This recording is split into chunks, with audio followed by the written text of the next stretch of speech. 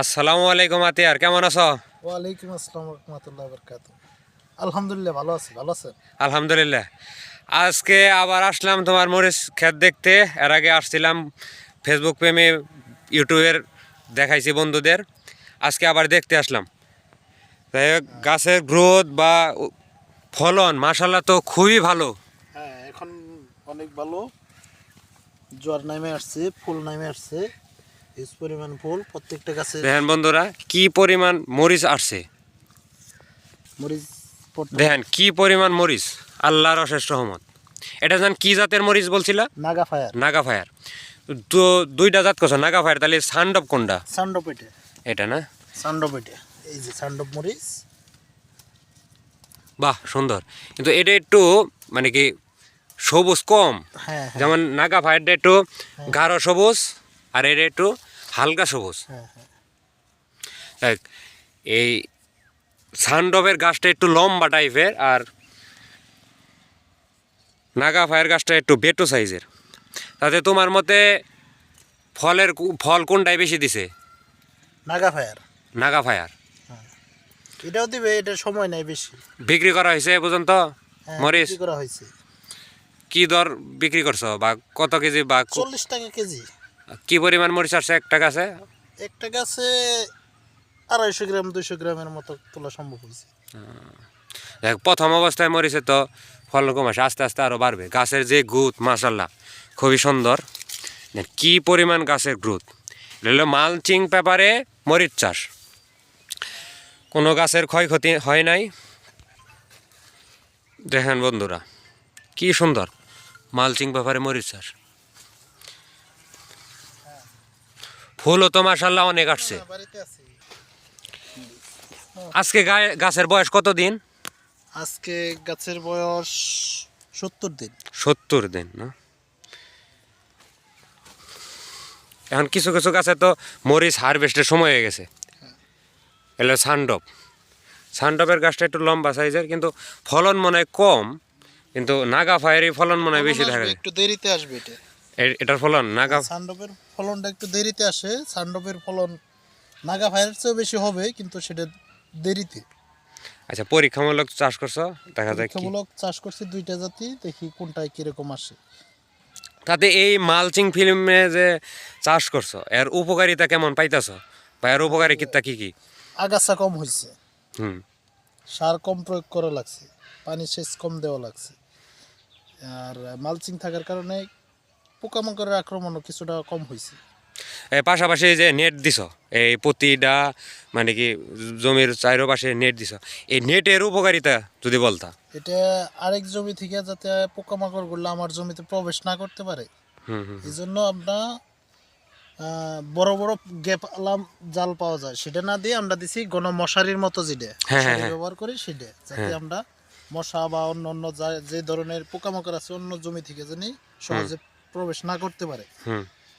এই জন্য চতুর্পাশে দেয় এই নেট দেওয়ার উদ্দেশ্য। মাশাআল্লাহ। আর কি কি মানে কি মরিচে তো পোকার আক্রমণ বেশি, বিশেষ করে এই যে এই তোমার কুকরানো, পাতা কুকরানো, এর জন্য কি কি স্প্রে করছো বা কি কি পদক্ষেপ নিছো? মূলত এটা মাকড়নাশক, তারপরে জৈব বালাইনাশক ব্যবহার করছি অবশ্য। মূলত এই গাছগুলো যদি সঠিক টাইমে পানি সেচ এবং কি বিষ কম দেওয়াই লাগে, বিষ 15 দিন 1 মাস পরে দিলেও চলে, যদি সঠিক সময় সময় পানি দেওয়া যায়। বা সঠিক সময় পানির বিষ, অভাবে মূলত বেশি শুকিয়ে লাগে গাছগুলো। তার মানে কি সঠিক টাইমে বীজ দিলে ঘন স্প্রে করার প্রয়োজন হয় না, রোগ ব্যাধি কমই হয়। হ্যাঁ, আর ছত্রাকনাশক কতদিন পরে পরে দিছ? ছত্রাকনাশক প্রথম অবস্থায় আমি 4 দিন পরে পরে দিছি, তারপরে 8 দিন, এখন আপাতত 15 দিন পর পর। তাতে ঘন কুয়াশার পরিমাণ বেশি থাকলে ছত্রাকনাশক একটু দিতে হয়। কোন গ্রুপের ছত্রাকনাশক বেশি দেওয়া হয়েছে? এটা হলো কার্বন ডাইজিং। আর ম্যানকোজেব গ্রুপটা দেওয়া হয়েছে? ওই দেওয়া হয়েছে, কিন্তু এটা পরিমাণে কম। কম না? যাই হোক, বড় অবস্থায় শুধু ম্যানকোজেব দিতে পারো, বাবা যে ম্যানসার জাতীয় একটা ওষুধ আছে, কার্বোডাইজিম এবং কি ম্যানকোজেব গ্রুপ সহ, হ্যাঁ হ্যাঁ ওই ওষুধটাও ভালো কাজ করে মরিচের জন্য। আর কৃষি কর্মকর্তাদের সাথে পরামর্শ নিছ বা আসছে ক্ষেত জমি দেখতে? হ্যাঁ হ্যাঁ, ওনারা আসছিল, ওনারা দেখে গেছে এবং কি ভালো পরামর্শ দিছে। মাশাআল্লাহ তারা আমাদের কাজে ভালো সাপোর্ট করতেছে। মাশাআল্লাহ। হ্যাঁ, ইয়াং উদ্যোক্তা, তরুণ উদ্যোক্তা যদি কৃষিতে আসে, কৃষি অবশ্যই ভালো কিছু করবে। হ্যাঁ, তোমাদের মতো তরুণ উদ্যোক্তা আমি চাই যে আরও হোক। আর আচ্ছা, আর একটা তথ্য দাও, এ পর্যন্ত তোমার মরিচ খেতে কি পরিমাণ খরচ হয়েছে? কতগুলা গাছ আছে বলছিলা? 500 গাছ আছে, 5 শতাংশ জমি। 500 জমিতে 500 গাছ আছে। এ পর্যন্ত খরচ কেমন হয়েছে? এই পর্যন্ত খরচ হয়েছে সব মিলে 7,000 টাকার মতো, সব মিলে 7,000 টাকার মতো। কীটনাশক সহ। মালচিং পেপার মানে চারার থেকে নিয়ে সব কিছু। আর তাতে লাভের আশা কেমন করতেছো? যদি এবার সবজি বিভিন্ন কিছু সবকিছু মরিচের দাম অনেকটা কমে গেছে, তারপর আশা করছি লস হবে না, লাভ হবে কিছুটা। কিন্তু তুলনামূলক কম।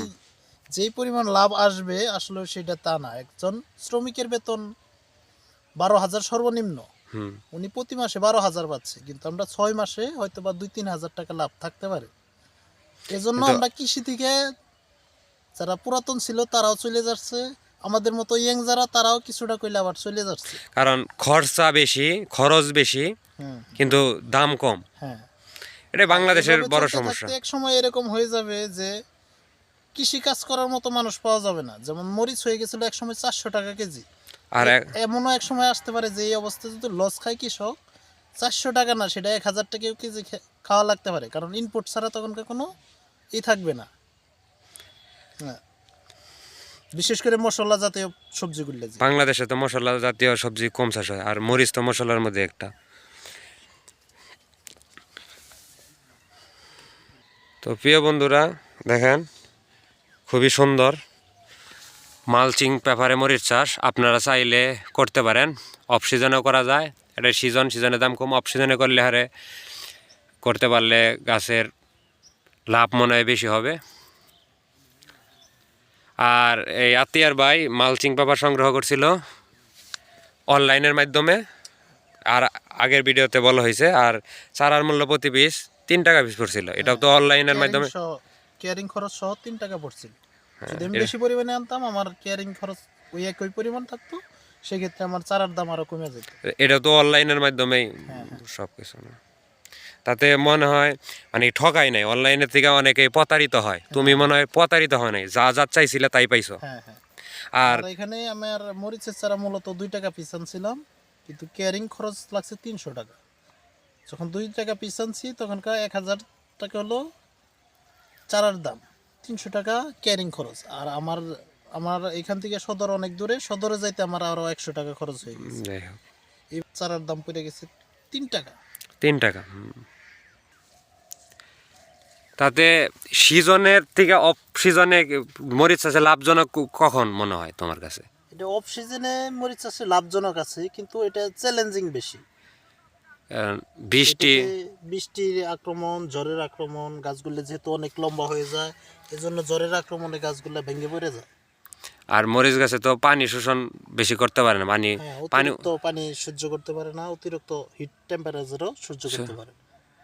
আর সর্বোচ্চ 30 ডিগ্রির মধ্যে যদি তাপমাত্রা থাকে, এটা মরিচ গাছের জন্য পারফেক্ট তাপমাত্রা হয়। বেশি হলেও সমস্যা, কম হলেও বেশি সমস্যা। হলেও গাছ জিমে যায়, কম হলেও তো গাছ। তো এখন তো বাজারে অনেক হাইব্রিড জাতের মরিচ আছে, মানে কি জাত আছে যে অফ সিজনে চাষ করা যায়। হ্যাঁ, করা তাতে যায়। তুমি কি অফ সিজনে অক্সিজেনে আমি করি নাই, তবে আমি চেষ্টায় আছি যে করব। করবো? আর এখন তোমার বাজার মূল্য 20 টাকা কেজি, অফ সিজনে 500-700 টাকা কেজি। হ্যাঁ। বাংলাদেশের সেন্টিগ্রেটের কারণে এগুলো হয় অবশ্য, কারণ খরচটাই বেশি তো আসলে, সারের পরিমাণ বেশি, চারার মূল্য বেশি। এই মালচিং ফিমটা পাওয়া যায় না, আশেপাশে পাওয়া যায় না। আর একটা কথা হলো যে এর দামও, খরচটা বেশি। তো খরচ বেশি হইলেও সুবিধাও বেশি। যেহেতু মালচিং পেপারের জন্য মনে হয় গাছের গ্রোথ হ্যাঁ, হ্যাঁ। আর আর অফ সিজন হলে কি এই পরিমাণ এর চেয়ে একটু হালকা কম আসে, পরিমাণে মরিচ কম আসে।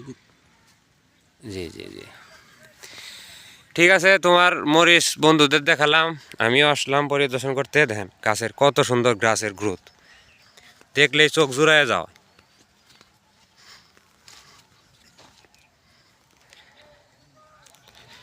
ঠিক আছে আতিয়ার, ভালো থাকো।